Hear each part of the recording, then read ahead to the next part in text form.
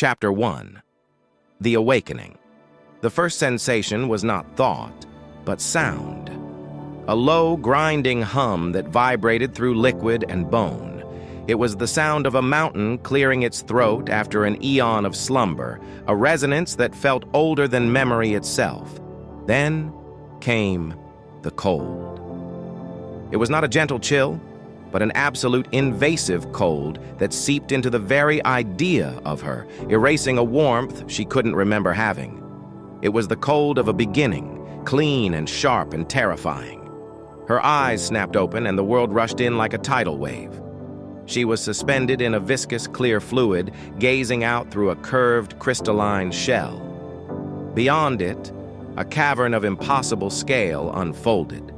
Glyphs of searing blue light bled across a stone ceiling high above, their patterns shifting like constellations being born and dying in seconds.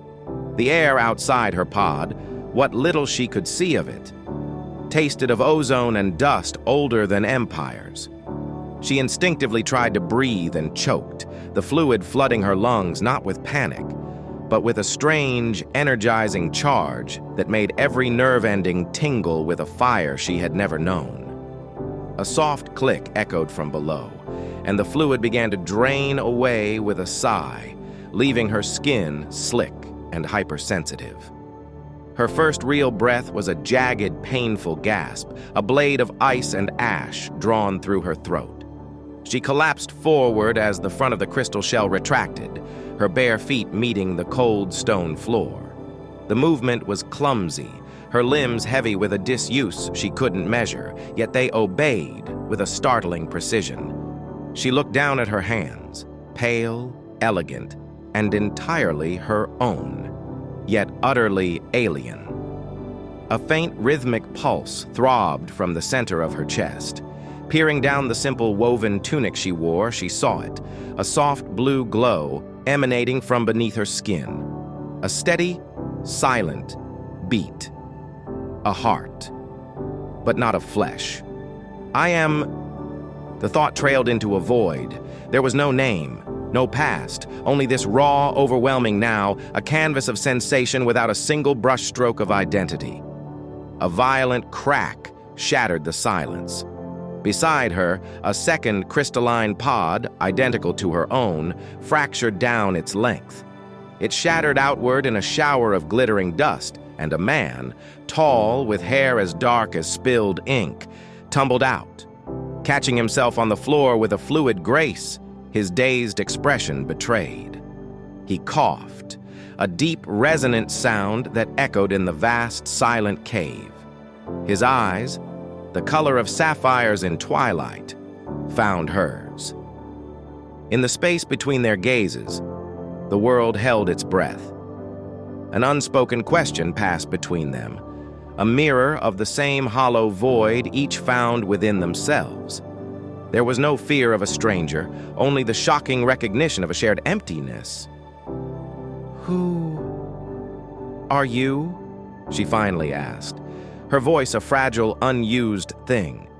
He blinked, a flicker of profound confusion crossing his sharp features.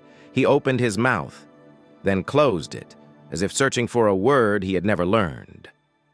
"I don't know," he admitted, the words heavy with the same impossible truth. Their attention was drawn to the space between them. There, crumpled like a discarded piece of parchment, lay the shriveled form of a man in robes woven from memory and dust. His body was a withered husk, skin grayed and eyes sunken, but his arms were outstretched as if in a final, desperate blessing toward their two empty chambers.